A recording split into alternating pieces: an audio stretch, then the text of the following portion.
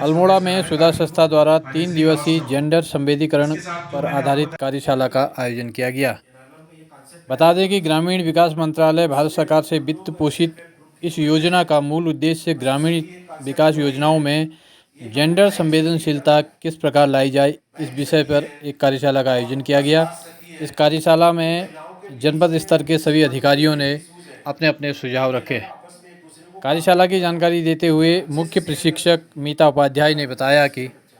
संचालित योजनाओं में किस प्रकार जेंडर संवेदनशीलता लाई जा सकती है। इसके लिए प्रत्येक जनपद और ब्लॉक स्तर पर इस कार्यशाला का आयोजन किया जा रहा है। अब सुधा संस्था की ओर से ये कार्यक्रम किया जा रहा है जो कि 3 दिवसीय है। ये ग्रामीण विकास मंत्रालय भारत सरकार द्वारा वित्त पोषित है और मुख्य इसका जो उद्देश्य है वो जेंडर संवेदीकरण है। ग्रामीण विकास योजनाओं में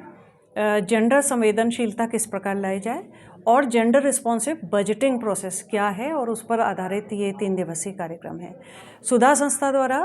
हम लोगों द्वारा पिथौरागढ़ में, चंपावत में, उधम सिंह नगर में ये कार्यक्रम पहले किए जा चुके हैं, जिसमें एक डिस्ट्रिक्ट लेवल की कार्यशाला की गई है और साथ में फील्ड लेवल पर भी ब्लॉक में प्रत्येक ब्लॉक्स में जाकर के लोगों को, जो कि ग्राम विकास अधिकारी हैं, ग्राम पंचायत राज अधिकारी हैं, इन सबको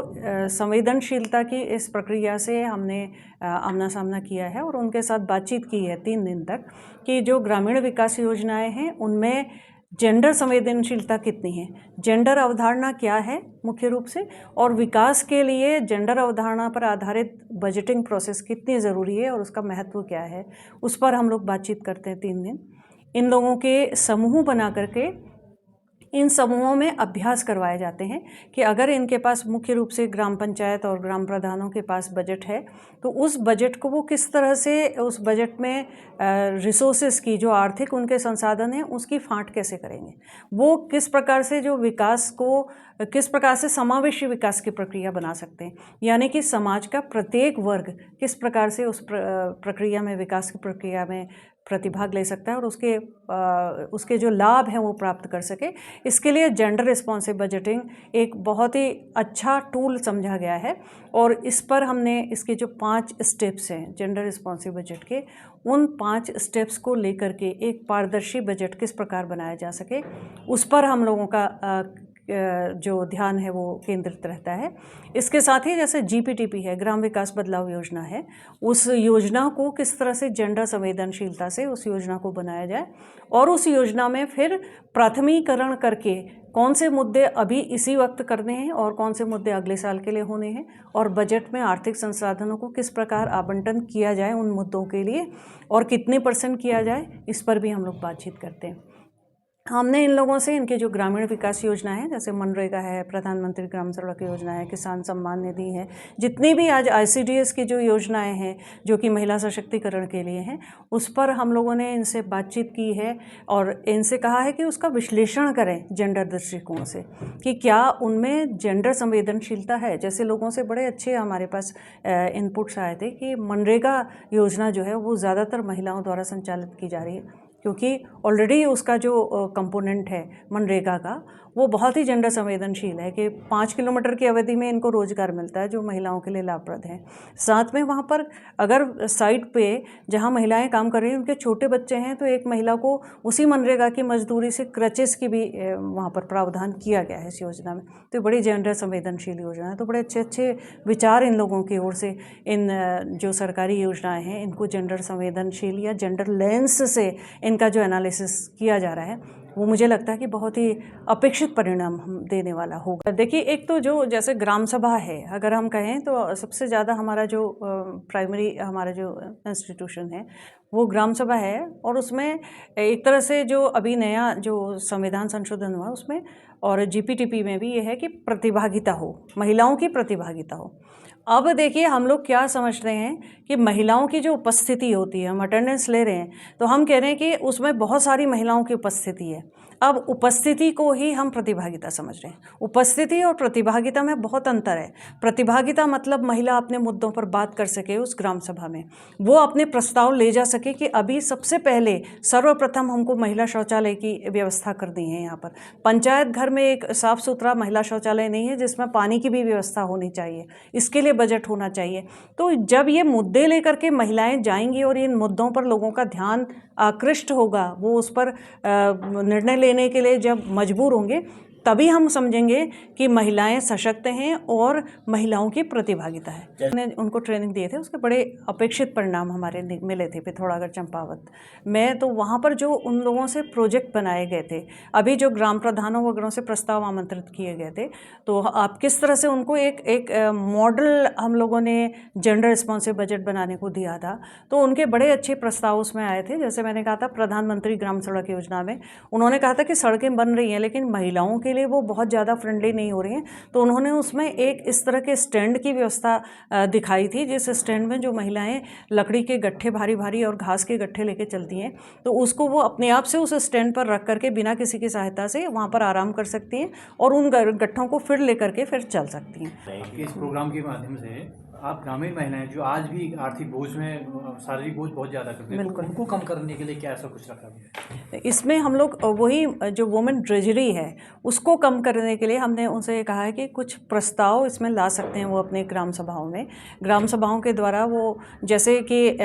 उनका जो ट्रेजरी है जो पानी लेने के लिए दूर दूर तक जाती थी, इसके अलावा उसके लिए तो हम देख रहे हैं कि हर घर नल और जल वाली व्यवस्था से बहुत फ़ायदा हुआ है। लेकिन उसके साथ ही हम उनसे कह रहे थे कि जैसे चारागाह हैं, उनको चारा लेने के लिए बहुत दूर जाना पड़ता था, तो मनरेगा में कुछ इस तरह के प्रोविजंस उनसे महिलाएं जागरूक हुई हैं कि वहाँ पर एक महिला द्वारा वो चारागाह वहाँ पर बनाए गए हैं और उन चारागाहों पर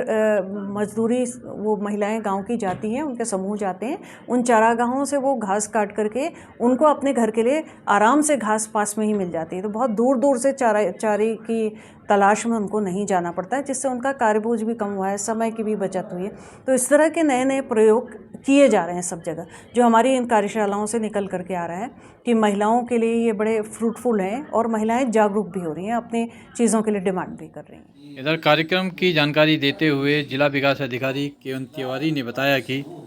इस कार्यशाला के माध्यम से संचालित योजनाओं में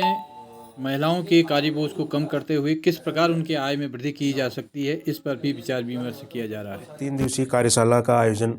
किया गया है हमारे विकास भवन में। इसमें सारे जिला स्तरीय अधिकारी और ब्लॉक लेवल ऑफिशियल्स हैं और इस जेंडर बजटिंग में जो है ये प्रोविज़न किया जा रहा है कि हमारे जो सोसाइटी में है जो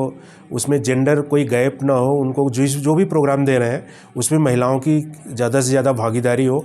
और नए नए इनोवेशन क्या हो सकते हैं, नई नई तकनीकी जानकारी, जिससे हम महिलाओं को ज़्यादा से ज़्यादा उनको मदद कर सकें और ज़्यादा योजनाओं से उनको लाभान्वित करा सकें। इसी के संबंध में आज एक अवेयरनेस कार्यशाला रखी गई है। 3 दिवसीय कार्यशाला है, आज सेकंड डे है। इसके बाद ये न्याय ब्लॉक लेवल तक भी जाएंगे, नीचे स्तर तक। तो ये जेंडर रिस्पॉन्सिव बजटिंग के लिए एक बड़ा अच्छा एक प्रयास इनके द्वारा किया गया है। ये सुधा एक NGO है, संस्था है, जिनको ये कार्य दिया गया है, उनके द्वारा ये प्रशिक्षण कार्यशाला किया जा रहा है। सर, इसका मेन क्या उद्देश्य क्या है? इसका किससे संबंधित है? इसका उद्देश्य यही है कि जो प्लानिंग होती है, जो प्रोग्राम चलते हैं भारत सरकार की स्कीम्स के, उसमें जो हमारे जेंडर, जैसे सोसाइटी में आप जानते ही हैं कि महिलाएं और पुरुषों दोनों की भागीदारी होती है, तो उसमें महिलाओं की भागीदारी कहीं कम ना हो जाए, वो सारी योजनाओं से उनको लाभ देना है ताकि उनको भी आजीविका में उनको वृद्धि हो और वो मेन स्ट्रीम में, मेन प्रोग्राम में उनको जोड़ा जा सके। तो क्या इस प्रोग्राम के तहत कहीं महिलाओं के जो कार्यबोझ जो है, जो पहले सेल्फ से करती थी, क्या मशीनरी का उपयोग, बिल्कुल यही है इसमें जो मैंने आपको बताया। इनोवेशन के लिए यहाँ की जो हमारी महिलाएं हैं वो बहुत ज़्यादा श्रम करती हैं, तो उनके श्रम को हम कैसे कम कर सकते हैं, उसके लिए क्या तकनीकी जानकारी, उदाहरण के तौर पे जैसे खेती की होती थी, पहले बैल के माध्यम से खेती की जाती थी, समय ज़्यादा लगता। आज एग्रीकल्चर डिपार्टमेंट कृषि मशीनरी बैंक के द्वारा, फार्म मशीनरी बैंक के द्वारा उनको कृषि यंत्र दे रहा है, पावर वीडर दे रहा है, तो कम समय में जो है और कम श्रम में जो है एक अच्छा काम निकल रहा है। इसी तरीके से वेटनरी डिपार्टमेंट भी पशु सखी का कॉन्सेप्ट ला रहा है, उनको भी ट्रेन किया जा रहा है कि ताकि उनको अपने पशुपालन व्यवसाय से कोई ज़्यादा कठिनाई ना हो। इसी प्रकार सारे डिपार्टमेंट इसमें कर रहे हैं। मनरेगा स्कीम में ज़्यादा से ज़्यादा हमारी महिलाएं काम कर रही हैं। मोर देन जो है 60% जितना हमारा मैंडेज बन रहा है वो सारी महिलाएं ही हमारा उसमें काम कर रही हैं। तो जो आपका कहना बिल्कुल सही है कि इस कार्यशाला के माध्यम से उनके श्रम को कैसे कम कर सके, उनकी लागत को कैसे श्रम को कम करके ज़्यादा से ज़्यादा उत्पादकता बढ़ाई जाए, उस पर भी फोकस किया जा रहा है।